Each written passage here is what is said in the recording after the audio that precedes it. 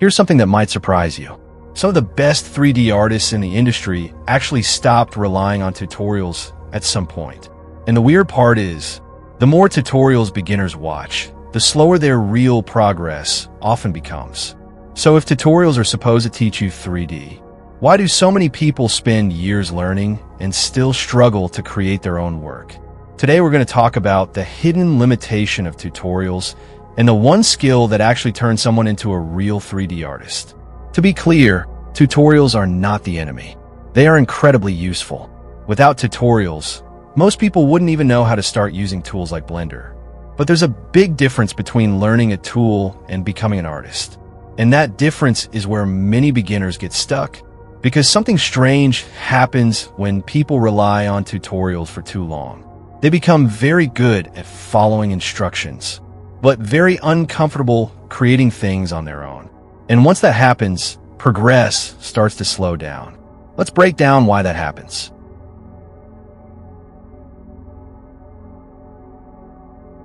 Most tutorials follow the same format. The instructor says, click here, add this modifier, adjust this setting, render the scene. And if you follow every step exactly, you'll probably end up with something that looks great. But here's the catch. You didn't actually make many decisions. The tutorial made the decisions for you. That means you learned how to repeat the steps, not how to think like an artist. And the moment you open a blank scene without instructions, things suddenly feel much harder. Now here's where things get interesting. Because professional artists still watch tutorials, but they use them very differently. Let's talk about that.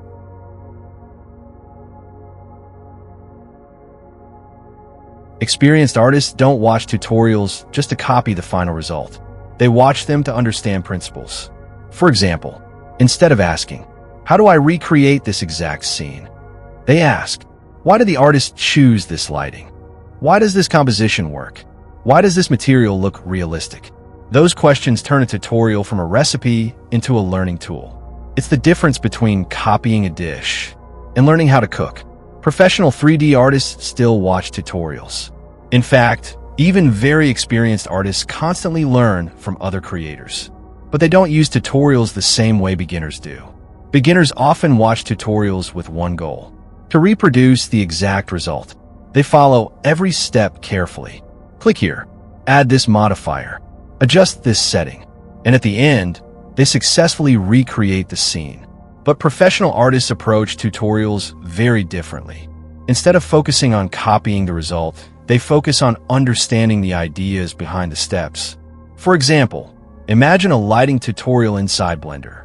A beginner might simply copy the exact light positions used in the tutorial.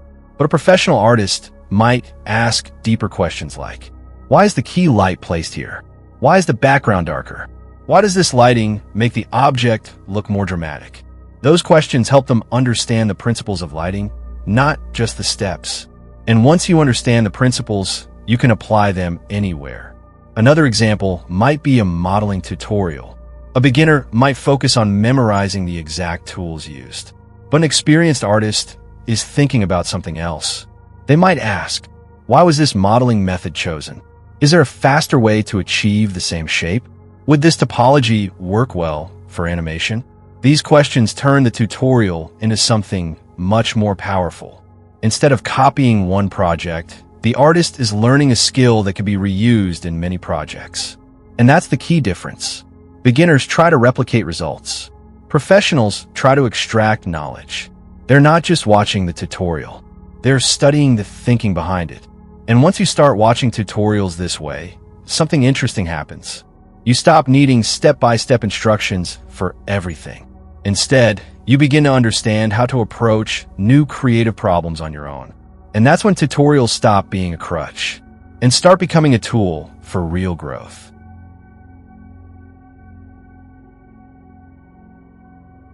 Now, this leads to the most important skill in 3D.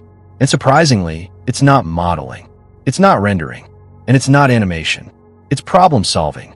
In real projects, nobody gives you step-by-step instructions. A client might simply say, we want a cinematic product animation. Or a game studio might need a character that moves naturally inside engines like Unreal Engine 5.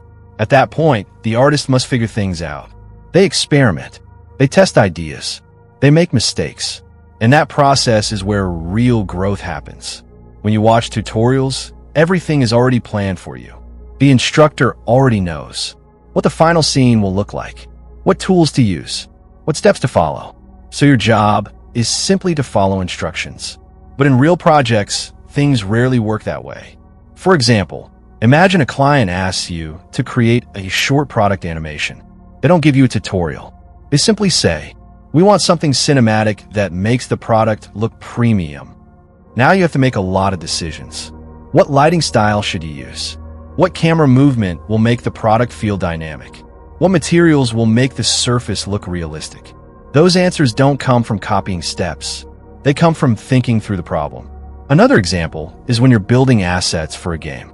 Animations might need to work inside real-time systems like Unreal Engine 5. That means the animation must feel natural, but it also needs to work technically inside the game engine.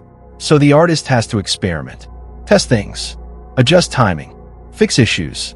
That entire process is problem solving. And tutorials can't fully teach that skill. Because problem solving only develops when you start creating things without step-by-step instructions. You try an idea, it doesn't work. You adjust it. You test another approach. Over time, your brain learns how to handle new creative challenges.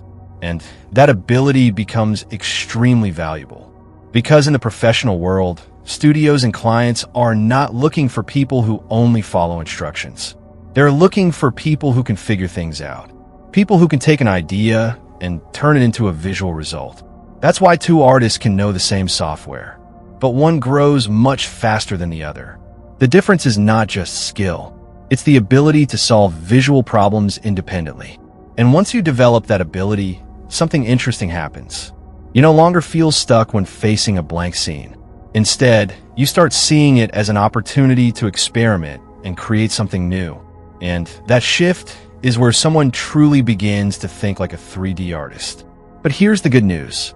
You don't need to stop watching tutorials to become a real artist. You just need to change how you use them.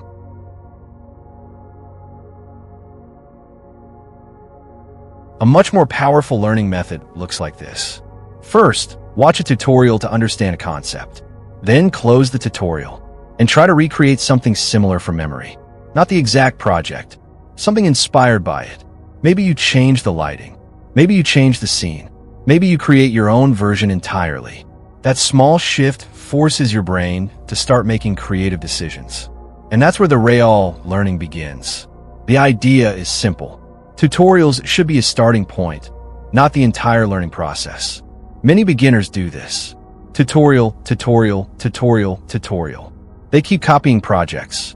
But the problem is they never practice creating something on their own. So the better way to learn is to use tutorials as inspiration, then practice independently. So if relying only on tutorials slows down your progress, what's the better way to learn 3D? The key idea is simple. Use tutorials to learn concepts, not just to copy projects. Here's a simple method that many experienced artists use. First, watch a tutorial to understand how something works. Maybe it's a lighting setup, a modeling technique, or a rendering workflow inside software like Blender. Pay attention to the idea behind the process. Why the artist chose certain settings. Why the lighting works. Why the composition feels balanced. Once you understand the concept, try something different. Close the tutorial. Open a new scene. And attempt to create something inspired by what you learned. Not the exact same project. Your own version. Maybe the tutorial shows how to create a product render. Instead of copying it exactly, try rendering a completely different object. Use the same lighting idea, but apply it in your own way. At first, this might feel harder than following a tutorial, because now you have to make decisions yourself. But that difficulty is actually where real learning happens. You start experimenting. You start solving small problems, and slowly, your brain begins to understand how the tools really work. Over time, you become less dependent on step-by-step instructions, and more confident creating your own scenes. That's when tutorials stop being something you rely on, and start becoming something that accelerates your growth. Example workflow. Watch tutorial, learn lighting technique. Then try, render, a shoe, a phone, a car model, using the same lighting idea. Now you're learning creatively, not just copying. The goal is not, can I copy this tutorial? The real goal is, can I use this knowledge to create something new? That's the shift that turns a learner into an artist.